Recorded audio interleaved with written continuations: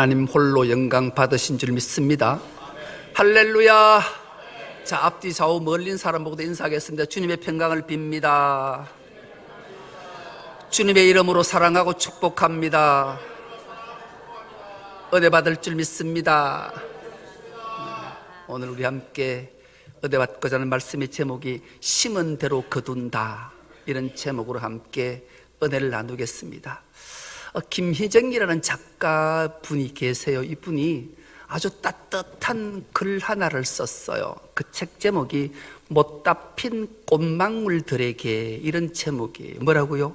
못다 핀 꽃망울들에게. 누구를 말하겠어요? 어린이를 말하는 거예요.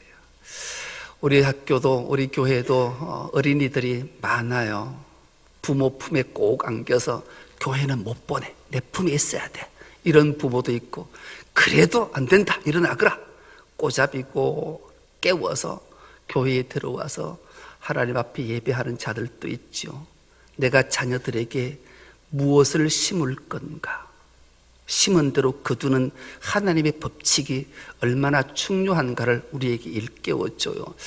이 김희정 작가가 이 못다 핀 꽃망울들에게라는 책에서 딱 한 개를 우리에게 던져주는 메시지가 있어요. 이런 거죠. 내가 내 기준에 내 자신이 내 기대에 못 미치는 경우가 있잖아요. 또 내 기준에 내 자녀가 내 기대에 못 미칠 수 있어요. 그러면 나나 그 자녀가 부족한가요? 그렇지 않아요. 반대로 내 자녀가 내가 타인과 비교해 보니까 내가 훨씬 기준에 넘쳐. 그러면 내가 잘난 사람인가요? 그렇지 않아요. 그냥 사람은 못난 부분도 있고 잘난 부분도 있고 나는 나인 거예요. 왜요? 하나님께서 우리를 이 땅에 보내셨고, 보낸 우리를 향해 하나님은 나의 기업이다, 이렇게 말씀하시기 때문이죠. 우리 모두는 하나님의 기업을 이 땅에 보냄을 받아서 각자에게 주신 사명과 재능과 달란트가 있는 거예요. 이것을 최선을 다해서 심으면 반드시 하나님께서 아름다운 열매로, 결실로 우리에게 기쁨과 행복을 주실 줄 믿습니다. 여러분, 잘못 심어서 잘못 거둔 자들이 세상에 참 많아요. 여러분, 우리는 독일의 히틀러, 독일 하면 히틀러라는 인물이 우리는 떠올라요. 이 히틀러가 유대인을 무려 600만 명을 학살하잖아요. 독일 히틀러하고 유대인하고 무슨 상관관계가 있길래 실제적으로 함께 전쟁을 일으키고 전쟁을 하는 당사국이 아닌데 왜 독일의 히틀러는 그 유대인을 600만 명이나 학살했을까? 그 이유를 한번 찾아봤어요. 이유를 찾아보니 객관적인 이유들이 많더라고요. 그 대표적인 것 다 세 개만 소개하면 그래요. 유대인들은 선민 사상이 투철해요. 하나님이 자기들만 구원하셨다. 그래서 이방인들은 사람 취급을 하지 않아요. 개돼지 취급하는 거예요. 그래서 지구상에서 가장 사람들로부터 지탄받고, 저도 지탄하는 한 종족을 들려면 유감 없이 확실하게 말할 수 있어요. 유대인, 나쁜 놈들이에요. 우리가 예수님 때문에 성지순례를 가보면 유대인들이 나쁜 놈들인 걸 확실히 알아요. 그 놈들은 이방인들하고 손을 터치하지 않아요. 결코 자기 맘, 자기만 알아요. 예수 그리스도의 타인을 위한, 하나님이 타인을 위한 배려가 유대인에게는 1도 없어요. 그러니 독일의 히틀러가 분노했어요. 아, 이런 종족들은 지구상에서 멸망시켜야 되겠다. 옳은 판단이었어요. 둘째, 유대인들은 압박을 받아 디아스포라, 흩어진 백성들이 됐어요. 그들이 각 나라에 흩어져서 정착을 하는데 유대인들은 정말로 얼마나 열심히 사는지 몰라요. 정말로 중국의 하교보다 훨씬 더 그들은 가는 곳마다 자리를 딱 잡으면 죽을 똥 살 똥 모르고 돈 벌어요, 돈. 그래서 독일에 유대인들이 부자가 한 2%쯤 되는데 이 2%의 부자들이 독일의 재정의 50%를 감당했대요. 여러분, 놀라는 표정을 전혀 안 하는데 유대인 2%가 독일 나라의 50% 재정을 감당했으니 독일 사람은 이 유대인에게 노예처럼 살아야 되는 거예요. 그러니 얼마나 분노했겠냐고요. 그래서 유대인들은 학살시키고 썰어버려야 되겠다. 그래서 2차 세계대전을 일으킨 이후에 유대인들을 그렇게 처절하게 말살 정책을 폈던 거예요. 이유야 많지만 그 중에 대표적인 야사 하나를 소개하려고 해요. 왜 그렇다 해도 사람이 사람을 그렇게 학살할 수 있냐? 유대인들이 이스라엘 역사 박물관에 가면 정말로 그 죽은 사람들뿐만 아니라 사진들을 쫙 둘러놓고 거기 탁 중간에 글자 하나를 쭉 남겨놨는데 용서는 하되 잊지는 말자. 그리고 자기 유대인 600만 명이 학살되는 모습들의 사진들을 쫙 진열해놨어요. 사람이 어떻게 이렇게 잔혹하고 처절하게 저렇게 처참하게 사람을 죽일 수 있을까? 생체 실험하는 거는 뭐 두말할 것도 없고요. 죽은 시체들을 사진을 띄워줄 텐데 보면요, 막 감당이 안 될 정도로 저런 모습들이 어떻게 있을 수 있을까 할 정도였어요. 그렇다면 어떻게 이렇게 독일의 히틀러는 유대인들을 저렇게 처참하게 학살했을까요? 그 이유가 이런 거였어요. 여러분, 히틀러의 아버지가 반은 유대인인 거예요. 왜냐하면 히틀러 아버지는 유대의 지주 집안에서 소작농으로 살았다 그래요. 그런데 그 유대인의 지주가 그 소작인이었던 한 여자를 겁탈해서 거기서 성폭행해서 태어난 아이가 히틀러의 아버지였던 거예요. 그러니 얼마나 많은 수모를 당하면서 살았을까요? 이 분노를 참지 못했던 히틀러 아버지는 결혼하고 히틀러를 낳자 히틀러에게 모진 박해, 모진 폭력, 모진 행사를 다 했던 거예요. 히틀러는 그것을 그대로 어린 시절부터 그렇게 가정폭력을 당하면서 유대인에 대한 적개심과 분노가 크게 달했던 거예요. 그리고 무엇보다도 독일이라는 나라는 기독교 국가였어요. 기독교 국가가 유대 종교하고 대립될 때 그들의 마음들이 어떠했겠냐고요. 그래서 히틀러가 정권을 잡고 2차 세계대전을 일으켰을 때 가장 먼저 유대인들을 그렇게 처참하게 학살했던 거죠. 여러분, 미움받고 자란 아이가 사람을 미워해요. 사랑받고 자란 아이는 사람을 사랑해요. 여러분, 지금 삶이 어떠신가요? 내가 누군가를 미워하고 있는가요? 내가 부모로부터 미움받고 자랐구나. 내가 누군가를 사랑해요? 나는 부모로부터 사랑받고 자란 아이구나를 생각하면 정확해요. 우리는 심은 대로 거두기 때문에 그래요. 미움받고 자란 아이가 사랑한다라는 것, 하늘의 별 따기예요. 사랑받고 자란 아이가 미워한다? 그것 또한 열에 하나 있을까 말까 한 현상들인 거죠. 그래서 우리는 무엇을 심을 것인가 결정하셔야 돼요. 그리고 지금부터라도 늦지 않았어요. 우리가 사랑과 기쁨과 행복과 이런 배려와 격려, 이것들을 하나하나 심으면 아름다운 결실이 맺어질 줄 믿습니다. 여러분, 샘 레벤슨이라는 분이 재미있는 글을 썼는데 이 글이 소개할 텐데 이 글을 읽고 듣고 여러분들이 마음속으로 오늘 결단했으면 좋겠어요. 여러분, 옆 사람 한번 얼굴 한번 쳐다볼까요? 입술을 한번 쳐다봐요. 옆 사람의 입술이 이뻐요? 안 이뻐요? 예뻐요. 그래요. 여러분, 아름다운 입술을 갖고 싶냐? 그러면 친절한 말을 하라. 여러분, 아름다운 입술을 가졌다 했으니까 그 입에서 늘 친절한 말, 칭찬의 말을 한 자는 입술이 미운 입술이 될 수 없어요. 예쁜 입술이 되는 거죠. 사랑스러운 눈을 갖고 싶냐? 옆 사람 쳐다봐요. 눈을 한번 봐요. 사랑스러운 눈을 갖고 싶냐? 상대방의 좋은 점을 바라봐라. 상대의 좋은 점을 바라본 자는 눈이 사랑스러운 눈이 된다라는 거예요. 그리고 날씬한 몸매를 갖고 싶냐?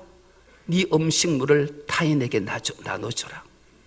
그러면 뜨끔한 사람이 있는데 괜찮아요. 물만 먹어도 살찌는 사람이 있기 때문에. 그러나 날씬한 몸매를 갖고 싶으면 나의 음식을 타인에게 나눠주는 마음. 그러면 날씬한 몸매를 갖게 된다는 거예요. 아름다운 머릿결을 갖고 싶냐? 그러면 어린 아이들의 머릿결을 쓰담쓰담 해주고 그 어린 나이의 손으로 자리에 머릿결을 쓰담하면 아름다운 머릿결이 된대요. 그러니 오늘 어린이 주일이니까 오늘 여러분들은 식사 전에 어린 아이들을 찾아가서 그 아이의 머릿결을 쓰담하고 그 손으로 니도 해도, 그래서 자신의 머릿결을 이렇게 쓰다듬으면, 여러분 머릿결의 아름다움은 얼마나 많은 사람들에게, 또 특히 여자들에게 로망이 있냐고요. 혹시 머리카락이 살짝 빠지신 분들이 있으면 오늘 어린날의 손을 통해서 자기 머릿결을 쓰담하면 머리가 나는 은혜가 있을 줄 믿습니다. 꼭 하셔요. 그리고 마지막으로 아름다운 자세를 갖고 싶냐? 그렇다면 결코 혼자 길을 걷지 마라. 함께 길을 걸으면 아름다운 자세를 갖게 된대요. 여러분, 오늘 이 어린이 주일에 우리가 무엇을 심을 것인가? 심은 대로 거두는 이 법칙을 결코 잊지 않는 은혜가 있기를 축복합니다. 여러분, 우리는 사사기 강의를 하고 있습니다. 사사기란 말이 히브리 원어로 쇼페팀이라 했잖아요. 쇼페팀은 기가 막힌 두 가지 뜻을 가지고 있는 거예요. 하나님이 구원한 하나님의 백성이 하나님을 버리고, 아니 하나님을 죽이고 자기 소견에 오른 대로 하나님은 끊임없이 순종의 말씀을 하심에도 불구하고 불순종한 자들에게 하나님은 쇼페팀, 심판하는 자들을 들어서 그들에게 징계의 매를 대셨어요. 징계의 고통이 아파서 너무나 힘들면 그들이 하나님을 향해 부르짖지요 회개하면 하나님은 구원자들을, 건지는 자들을 보내셔서 그들을 건져주신 내용들이 사사기라고 말씀드렸어요. 첫째 날은 그 말씀을 드렸고, 둘째 날은 내가 유익을 구할 것인가 이익을 구할 것인가.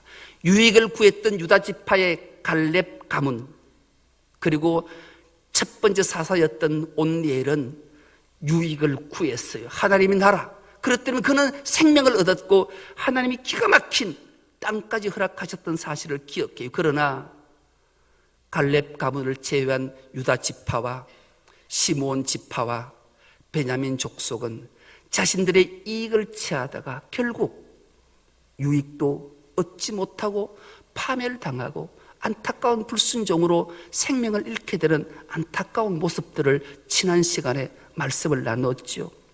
오늘은 요셉 지파의 말씀을 통해 왜 무엇을 심어야 되고 어떤 것을 거둘 것인가를 하나님 말씀하시기에 이 말씀을 마음속 깊이 새겨서 놀라운 은혜, 사랑과 능력과 복을 받는 은혜가 있기를 축복합니다. 오늘 본문의 말씀을 현대어 성경으로 오늘 본문 22절에서 26절까지만 우리가 말씀을 보겠는데요, 이 말씀 우리가 한 목소리로 한번 합독해 보겠습니다. 시작. 요셉 집안 사람들도 베델을 치러 올라갔는데 하나님께서 그들과 함께 하셨다. 요셉 집안 사람들은 정탐꾼을 보내어 옛날에는 루스라고 불렀던 베델의 사정을 몰래 살펴보게 하였다. 정탐꾼들이 베델로 다가가 몰래 숨어서 기다리고 있는데 그 성에서 어떤 사람이 밖으로 나오는 것이 눈에 띄었다. 그래서 정탐꾼들은 그 사람에게 다가가 이 성읍으로 몰래 들어갈 수 있는 길이 어디냐고 물었다. 그 길을 알려주면 그에게 아무런 해도 끼치지 않겠다는 말까지 덧붙였다. 그러자 그 사람은 성으로 몰래 들어갈 수 있는 길을 가르쳐 주었다. 그들이 성읍으로 들어가 그곳에 살고 있는 사람들을 모두 칼로 쳐 죽였으나 길을 알려준 그 사람과 그의 가문 사람들은 살려주었다. 그 사람은 나중에 헷 사람들이 자리 잡아 살고 있던 땅으로 가서 그곳에 성을 세우고 그 이름을 루스라고 붙였다. 그런 까닭에 오늘까지도 그곳을 루스라고 부른다. 아멘. 이 내용들이 왜 요셉 가문을 통해서, 요셉 집안을 통해서 하나님이 무엇을 심고 무엇을 거둘 것인가에 대해서 말씀하실까? 이 내용들을 요약하면 이래요. 요셉 가문, 요셉 하면 예수 그리스도 예표잖아요. 그것을 하나님이 은혜를 주셔서 요셉에게, 가문에게, 집안에게 하나님이 임마누엘 하셨어요. 함께 하셨어요. 그래서 이제 요셉 지파도 이제 가나안 땅을 정복하며 베델을 치러 올라가는 거예요. 여러분, 베델을 치러 올라갔을 때 하나님이 함께 하셨으니까 승리했을까요? 패배했을까요? 왜 묻는 게 바보지? 승리했어요. 사실 가나안 땅은 하나님이 이미 주신 거예요. 밟기만 하면 내 땅이 되는 거예요. 그런데 이상한 행동 하나를 해요. 요셉 집안 사람들이 정탐꾼을 보내요. 정탐꾼이 가서 베델 성 앞에 가서 매복해서 주위 상황을 살피고 있는 거예요. 그때 베델 성에서 한 사람이 나오는 것을 보게 돼요. 그리고 그 사람이 가서 이렇게 말하는 거죠. 이 사람아, 이 비밀 통로가 있을 건데 이 비밀 통로에게 알려주면 내가 베델 성을 함락하고 난 다음에 당신하고 당신 집안 사람들은 살려두겠다. 그러자 그 사람이 무슨 이유에서인지 이 비밀 통로를 알려줬어요. 그래서 요셉 집안 사람들이 베델을 쳐서 진멸시켰어요. 그리고 약속대로 이 사람들을 선대해요. 그런데 이상한 내용이 있어요. 이 베델성에 있었던 이 사람이, 한 사람이 자기와 자기 가문 가족들을 데리고 하나님의 공동체에 들어오는 것이 아니라 자기 족속들이 사는 헷 족속의 땅으로 가서 그곳에서 성을 하나 세우고 그곳 이름을 루스라 불러요. 여러분, 루스가 어떤 땅인지 기억하시지요? 오늘 요셉 집안 사람들이 쳐서 함락시킨 땅이 옛 이름이 루스고 지금은 베델이라 이렇게 말해요. 이 베델의 유래는 우리가 잘 알아요. 야곱이 에스를 피해 하란 라반의 집으로 가는 길에 루스에 도착했을 때 갈 바를 알지 못하고 어디로 가야지? 당황할 때 피곤해서 돌을 베개하고 잠잤다가 그날 밤에 하나님이 사닥다리를 타고 내려오셔서 야곱을 만나주시고 야곱과 언약을 맺잖아요. 그래서 야곱이 화들짝 놀라서 자기가 베고 잤던 돌을 세우고 거기에 기름을 붓고 이곳이 루스가 아니라 하나님의 집이다, 베델이라 이름 붙였던 곳이에요. 이곳을 요셉 지파가 점령했어요. 정탐꾼을 보낸 사건은 이 앞전에 한 사건이 더 있었던 것을 기억하십니까? 최초로 여호수아가 가나안 땅을 들어갔을 때 가장 먼저 여호수아가 두 정탐꾼을 여리고성에 보냈던 사실을 기억해요. 그때 기생 라합의 기생집에 들어갔다 라합이 이 정탐꾼 둘이를 보고 고백했던 말이 있어요. 내가 당신의 하나님에 대해서 들었고 내 간이 녹았고 그분이 상천하시의 하나님이심을 내가 믿노라. 이 고백으로 그 가문을 살려줘서 라합은 훗날 예수 그리스도의 조상이 되는 놀라운 은총을 입었어요. 똑같이 정탐꾼을 보내고 정탐꾼들이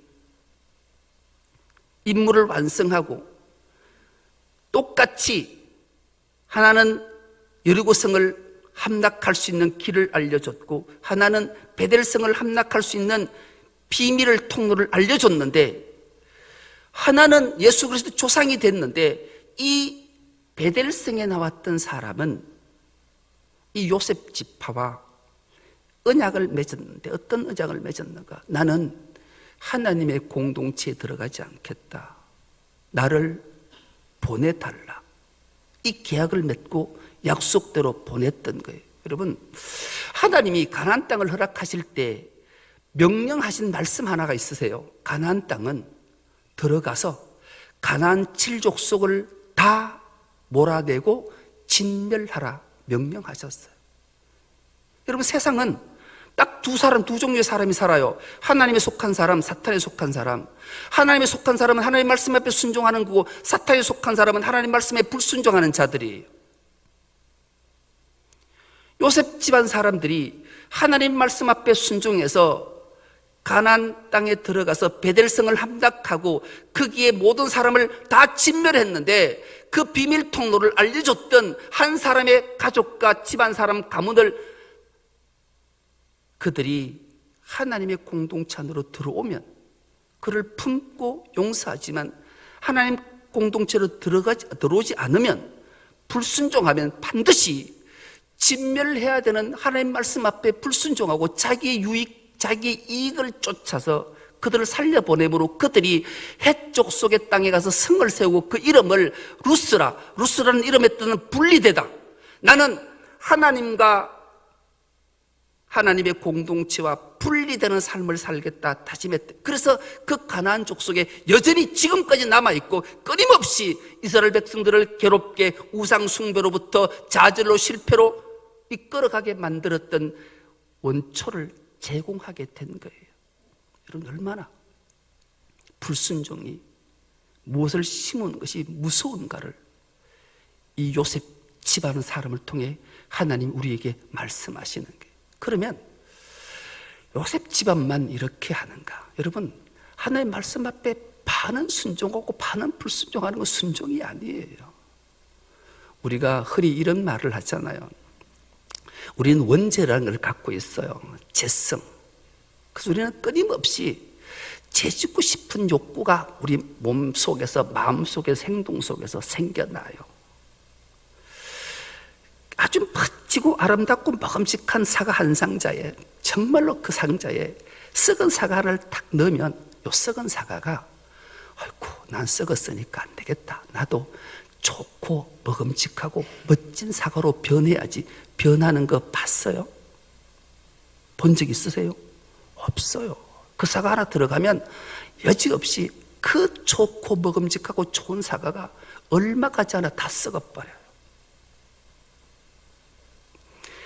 다 썩은 사과에 정말로 탐스럽고 멋진 사과 하나를 딱 넣으면, 그래, 내가 멋진 사과로 들어왔으니 나머지 사과도 한 달쯤 지나면 다 멋진 사과로 변하게 만들 거야.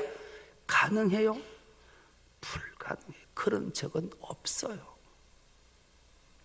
이 요셉 지파가 임마누엘 하신 하나님이 함께 하셔서 베델을 쳐서 함락시키고 그 베델 안에 거주했던 성의 모든 사람을 멸절했는데, 그 한 사람과 타협하고 함으로 그를 내보내줬다가 이 모습을 다른 지파들이 그대로 보고 따라했음을 26절 이하 27절부터 36절에 등장을 하는데요. 가장 먼저 므낫세 지파가, 에브라임 지파가, 스볼론 지파가, 아셀 지파가, 납달리 지파가, 단 지파가 끊임없이 요셉 지파의 모습을 따라 쫓아내지 못하였더라, 쫓아내지 못하였더라, 쫓아내지 못하였더라, 그들과 함께 거주하였더라, 그들을 노역국으로 삼았더라. 그래서 가나안은 얼마나 비참하고 처참한 지경에 놓이게 된 것을 말씀하고 기록하고 있는 거예요. 더 기막힌 것은 이 요셉 지파의 하나 불순종, 잘못된 판단 하나 때문에 나머지 지파들이 그 모습을 따르다가 그 가나안 7족속 중에 가장 강력한 힘을 가졌던 족속 하나가 있었어요. 그 족속을 성경은 아모리 족속이라 이렇게 우리에게 알려줘요. 이 아모리 족속이 힘이 세니까 좀 약한 족속 한 지파가 자기에게 오는 것을 봤어요. 그리고 그들을 바로 응징하고 징계하기 시작하는데요. 그 내용은 34절에 이렇게 기록하고 있습니다. 아모리 족속이 단 자손을 산지로 몰아넣고 골짜기에 내려오기를 용납하지 아니하였다. 여러분, 그래도 그나마 다른 지파들은 다 점령해서 노역자로 삼아서 종으로 삼아서 자기 편안을 누리는데, 이 단 지파는 아모리 족속하고 싸움에서 그만 후닥닥 겁을 먹고 도망가서 그들이 모르니까 도망가서 저 산 꼭대기 골짜기에 처박혀서 무서워서 나오지도 못하는, 오히려 하나님이 주신 놀라운 가나안 땅, 젖과 꿀이 흐르는 땅을 자기 것으로 만들지도 못하고 도망자 신세가 되어서 산 골짜기에 처박혀서 내려오지도 못하는, 벌벌 떨고 있는 그런 지경에 빠지기까지 했다라는 거예요. 여러분, 우리가 하나님 말씀 앞에 어떻게 순종하고 불순종할 것인가, 무엇을 심을 것인가에 따라서 얼마나 처참한 결과를 맞게 되는지를 우리에게 극명하게 보여주고 있는 모습이죠. 결국 그래서 그 당시 가장 앞장섰던 요셉 집사가 이 모습을 보고 그 아모리 족속을 몰아낸 이후에 드디어 단 지파도 나머지 지파와 함께 이 아모리 족속을 노역군으로 삼았다. 그렇게 35절로 말씀합니다. 결심하고 헤스산과 알론과 사알빔에 거주하였더니 요셉의 가문의 힘이 강성함에 아모리 족속이 마침내는 노역을 하였다. 요셉 지파의 도움을 받아서 겨우 노역군으로 삼는 일을 만들었다. 성경은 우리에게 들려주고 있는 거예요. 여러분, 우리가 오늘 사사기 세 번째 강의를 통해 심은 대로 거두는 이 진리를 결코 잊지 말아야 돼요. 여러분, 예배 왜 드리십니까? 예배 드리는 이유가 뭐예요? 최초의 예배를 잘 드리고 예배를 잘못 드렸던 인물 두 명을 성경이 기록해요. 최초의 살인사건을 저질렀던 가벨과 아벨의 얘기죠. 가인은 예배를 못 드렸어요. 하나님이 받지 않는 예배 드린 거예요. 아벨은 하나님이 기뻐 받으시는 예배를 드렸어요. 그렇다면 여러분, 가인의 예배와 아벨의 예배가 잘못된 예배 받으시는 예배, 기뻐 받으시는 예배, 받지 않는 예배를 어떻게 알 수 있을까요? 예배 드린 이후에 우리의 삶을 보면 알 수 있어요. 가인은 예배 드린 후에 분노했어요. 분노. 그래서 가인은 아벨을 쳐서 죽인 자가 된 거예요. 우리가 예배를 드려보고 난 다음에 나의 행동을 보면 내 예배를 하나님 받으셨는가? 받지 않으셨는가를 알 수 있어요. 우리가 예배를 드린 이후에 분노하거나 나의 행동이 누구를 비난하거나 그러면 하나님이 내 예배를 받지 않으셨구나를 판단하시면 돼요. 내가 하나님 앞에 예배를 드려서 하나님이 내 예배를 연락하시고 받은 예배가 되면 우린 주님처럼 겸손하게 되고 사랑하게 되고 긍휼히 여기는 자가 되는 거죠. 오늘 우리는 하나님이 찾으신 한 사람의 예배자가 되어서 하나님 앞에 예배 드린 줄 믿습니다. 우리가 드린 예배를 후에 분노하지 않고 겸손하고 진실하게 회개하고 용서하면 하나님께서 은혜를 베푸시니 은혜를 받은 자의 삶의 행동이 어떻게 교만하거나 분노하거나 거친 행동을 하겠냐고요. 비난하겠냐고요. 겸손하게 은혜 받은 자로 긍휼히 여기고 격려하고 칭찬하고 사랑의 말을 하게 되는 줄 믿습니다. 우리 모두가 이런 것을 심어서 주님이 주신 아름다운 열매를 주렁주렁 맺는 우리 충성노교의 모든 건속 다 될 수 있기를 간절히 기도합니다. 하나님 고맙습니다. 5월의 첫 주를 허락하시고 심은 대로 거두는 하나님의 진리의 말씀을 듣게 하시니 감사합니다. 우리 모두가 참된 진리의 예배자가 되게 하시고 영으로 드린 말미암아 하나님 주신 놀라운 은총과 복으로 복된 삶을 살아가기에 부족함 없는 우리 모두가 되게 하옵소서. 감사드리오며 예수님의 이름으로 기도드리옵나이다. 아멘.